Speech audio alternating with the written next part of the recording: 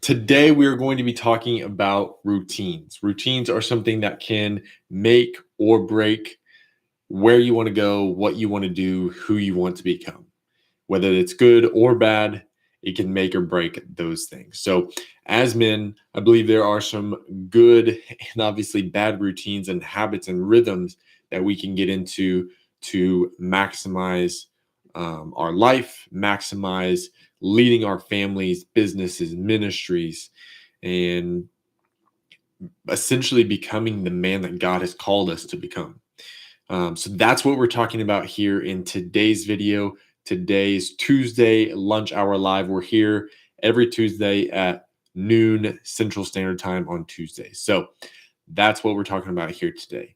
The problem that I see around all of this is a lot of men go off of motivation to reach their goals, to do the things, and whether it's losing weight, whether it's reading your Bible, a lot of guys are just going off of motivation, trying to do the right thing, trying to get to where they want to be, but they're lacking the identity, lacking the purpose, lacking the conviction behind it all.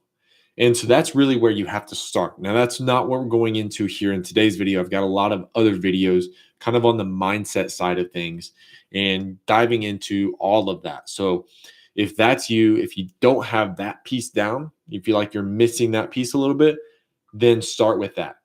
Go back to some of my other videos and start with that piece because you can't do anything outside of the way that you think about things. So watch some of those videos and come back and watch this one once you have some of that mindset down. Once you do have some of that, I'm going to give you guys a few steps here to take.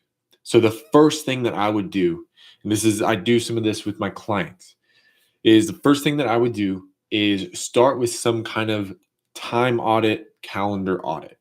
And I know this is not something that's sexy, not something that's, sounds amazing, but it will help. So go through your calendar, go through your week, and look at where you're spending your time. If it's at work, obviously block out that time. If you are self-employed, you have your own business, then go more specific than that. What are you spending each 30-minute block doing each day? And are you spending a lot of time just scrolling on your phone or wasting time doing something else?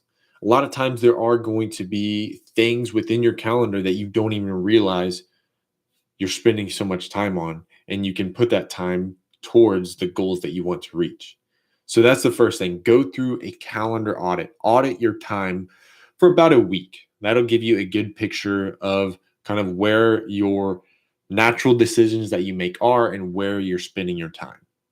So once you know exactly that, that's already going to help you a huge amount. You'll be able to fill those wasted time slots with things that are going to be beneficial for you and propel you forward into the man that you want to become.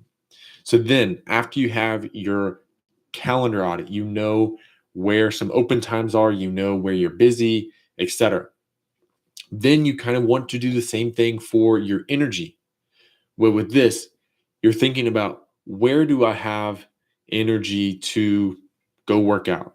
Where do I feel most alert and most cohesive to get into the Bible, pray, read, all of those things? For example, for me personally, if I just wake up and try to go read my Bible, a lot of times I come out of there and I'm like, what did I even read?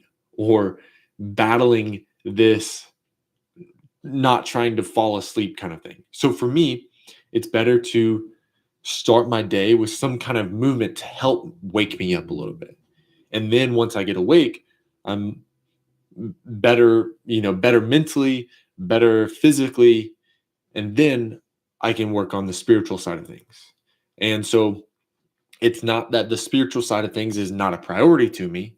It is the number one priority, but if I do that first thing when I wake up, then I'm not going to get the most out of it. So that's what I'm saying in terms of an energy audit. Where do you feel the best to insert XYZ, whatever it may be? So once you kind of have that down, then you want to think through the different pillars, the different items, the different categories that you want to build healthy habits and routines in.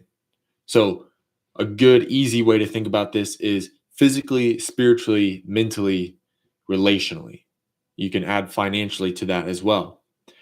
Where and how are you going about those 5 areas? So, once you have kind of an idea of what those 5 areas look like and the specific things that you want to do in those 5 areas, for example, we can run through some things here. So, spiritually, that's your prayer time, that's your reading, getting in the word, all of those things. And then physically, that's your workouts, your meal prep, your sleep, right? There's a lot that goes into that, but think about those kind of things. And then after that, spiritually, mentally is going to be, kind of mixed in within all of these, whether it be some intentional gratitude, thanking God for different things during your prayer time throughout the day.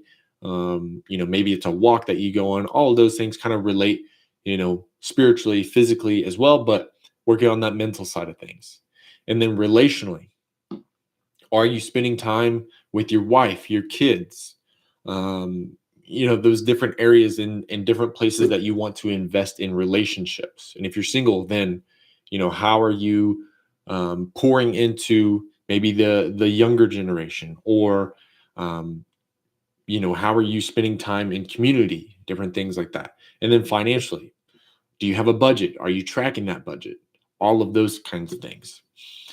And so once you kind of get into, all right, I know what I need to do, and I know these different areas.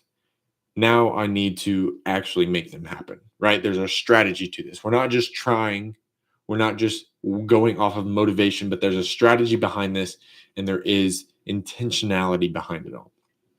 So once you have those things, then it's time to build out some sort of checklist, priority list, tracking sheet, or there's different apps. Once you have those things, then you know exactly what you need to be doing, what areas you need to be doing them, and you have a way to track them. Yes, Doug, where does work fall into that? That's a great idea and great question. So work is going to be, obviously in the financial side of things, can also be a part of the relationship side of things. Obviously depends on what your work is, all of those things. Here today, really focusing on more of like the personal side of things. So outside of work, but this definitely does apply to work and what you're doing at work. So anyway, once you get the checklist priorities, all those things kind of straight and lined out, then you have to realize, okay, I'm not going to be perfect all at once. It's not going to just click into place and everything is going to work. That's just not how habits get built. That's not how we get better and improve. If we do everything at once, then nothing is going to stick. So what are the 1 to 3 things that are going to actually make a difference and that you actually are going to be able to stick to and start with? So start with those things and then build from there.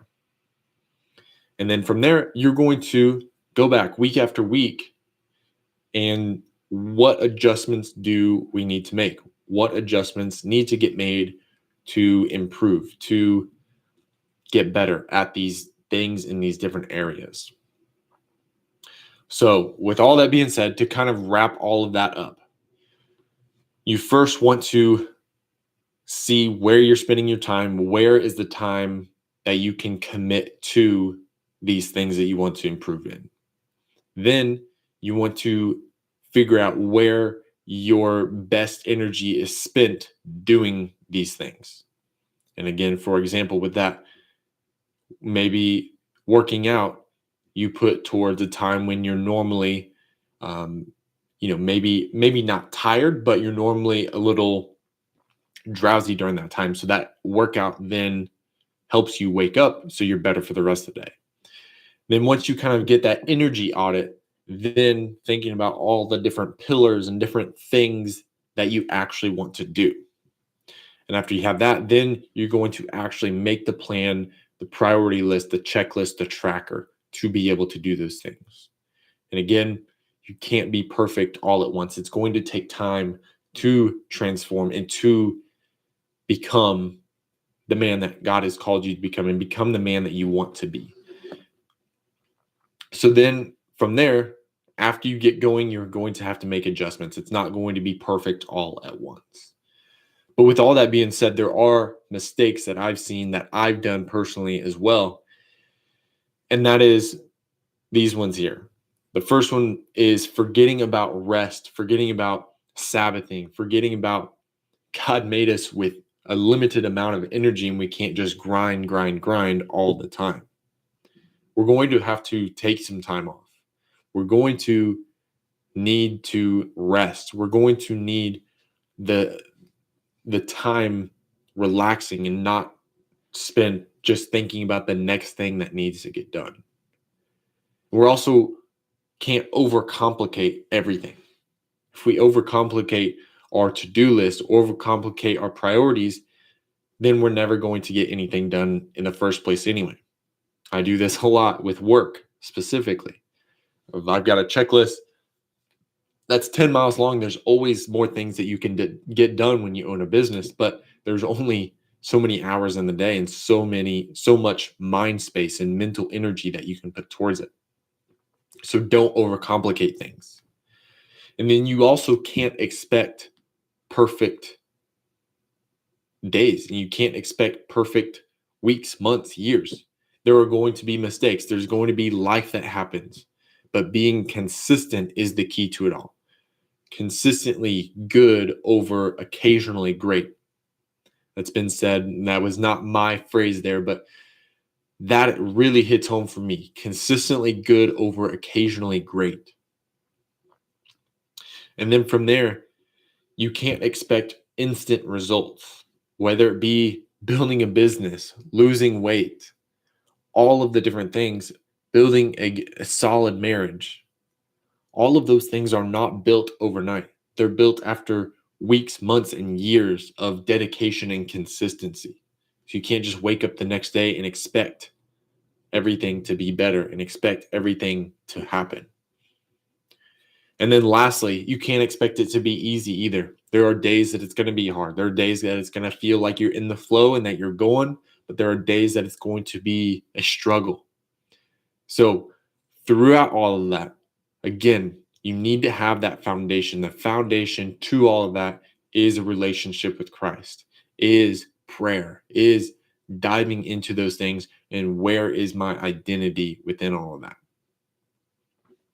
So with that being said, that's all I've got for you guys today, but be sure to check out my biblical fitness assessment. I've got it linked in the chat, or if you're watching the replay, it is down in the description below this video. So be sure to take the biblical fitness assessment. It's going to give you a biblical fitness score as well as a personalized roadmap for you.